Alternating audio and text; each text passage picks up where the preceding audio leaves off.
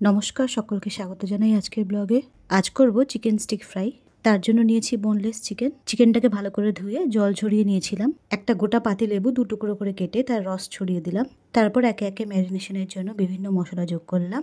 ঘরে যে মশলা আছে সেগুলোই ব্যবহার করছি। 1 চামচ লবণ, 1 চামচ কাশ্মীরি লঙ্কার গুঁড়ো, 1 চামচ সয়া সস আর 1 চামচ গোলমরিচের গুঁড়ো দিলাম। তার সঙ্গে 1 চামচ জিরের গুঁড়ো আর দিলাম 1 চামচ আদা রসুন বাটা। সব কিছু একসঙ্গে মেখে 1 ঘন্টার জন্য ম্যারিনেশনে রেখে দেব।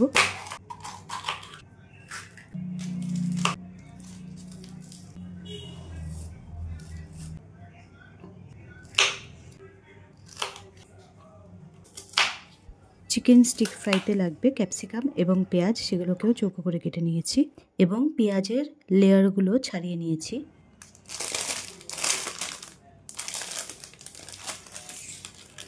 এই স্টিকগুলো 15 মিনিটের জন্য জলে ভিজিয়ে রাখবো, যাতে ফ্রাই করার সময় স্টিকের গায়ে চিকেনগুলো আটকে না যায়।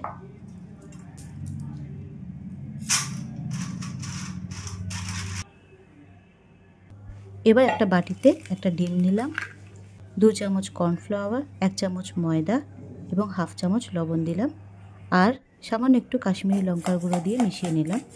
মিশ্রণকে সামান্য পাতলা করার জন্য সামান্য একটু জল দিয়েছিলাম। প্রায় 1.5 ঘন্টা পর ম্যারিনেশন করা চিকেন স্টিকের মধ্যে এইভাবে সাজিয়ে নিয়েছি।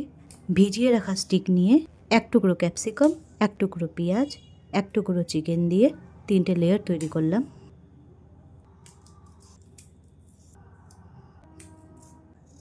এইভাবে প্রতিটা চিকেন স্টিক তৈরি করে নিলাম।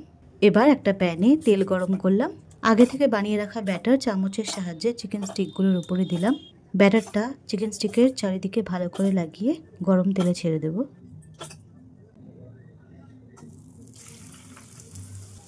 আস্তে আস্তে গরম তেল স্টিকের উপরে দিয়ে ভালো করে ফ্রাই করব। একদিক ফ্রাই হলে উল্টে আর একদিক ফ্রাই করে নেব। এইভাবে উল্টে পাল্টে সুন্দরভাবে ফ্রাই করব।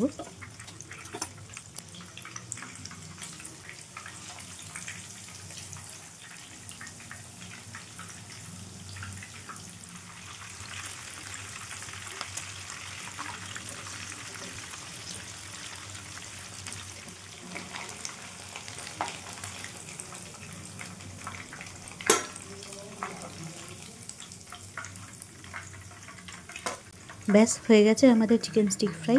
খুবই সুস্বাদু এবং লোভনীয় এই একটা ডিশ। বাচ্চারা এগুলো খেতে খুবই পছন্দ করবে। চলুন বাকি ফ্রাইগুলোও তৈরি করে নিই এইভাবে, একইভাবে।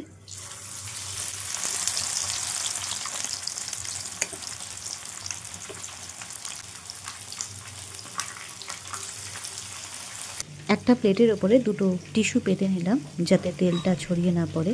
এই টিস্যুর ওপরে চিকেন স্টিক সার্ভ করলে যেটুকু তেল থাকবে টিস্যু তেল টেনে নেবে।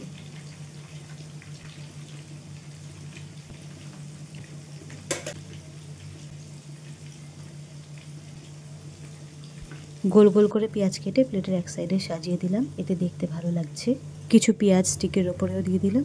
আমাদের চিকেন স্টিক রেডি। কেমন হয়েছে রান্নাটা অবশ্যই বলবেন। ভালো থাকবেন। নমস্কার।